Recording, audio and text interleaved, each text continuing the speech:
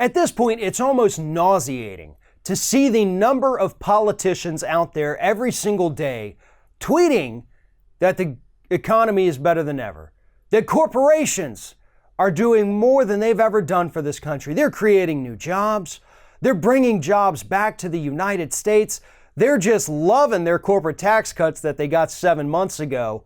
And as a result of that, Republicans, especially Paul Ryan, he's the leader of this whole thing, are telling us we need to go ahead and give them another tax break. That is currently what Republicans are working on in Washington, D.C.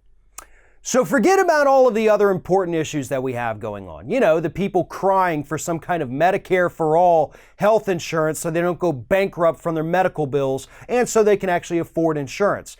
Or the students who are drowning in debt, the people who are about to have their Social Security or Medicaid cut because we have to pay for the first round of tax cuts. Ignore all of those real problems we have in this country because it's been 7 months since we cut corporate taxes, so by God, they're due for another one. That's what Republicans are telling us today. Why? Because the Republican Party of the United States is 100% owned by corporations. Now, don't get me wrong, the Democratic Party is probably about 90% owned by corporations, maybe even a little higher than that.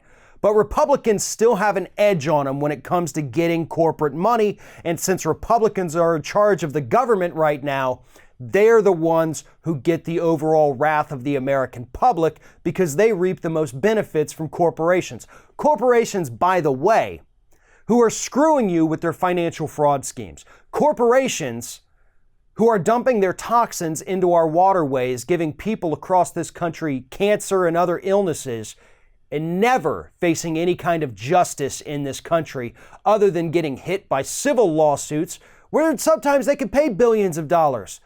But those are still small amounts compared to the suffering they've caused and the profits that they made while poisoning so many people. And those are the same people that a few months ago got a massive tax break, and now Republicans want to give them another one. But here's the thing. We were sold this first tax cut under the idea that it was going to give everybody in this country a raise. Paul Ryan actually still says that it does, but all of the available evidence 7 months in shows that real wages in the United States have actually fallen. They've fallen by over 9%, so an almost 10% dip in real wages here in the United States because inflation has gone up, obviously, interest rates are going up, things like that. Real wages have fallen by almost 10% after this tax cut was enacted. 7 months, a 10% drop. And Republicans, these corporate-owned politicians, think the best way to address this is to give those same polluting, fraudster companies an additional multi-billion-dollar tax cut.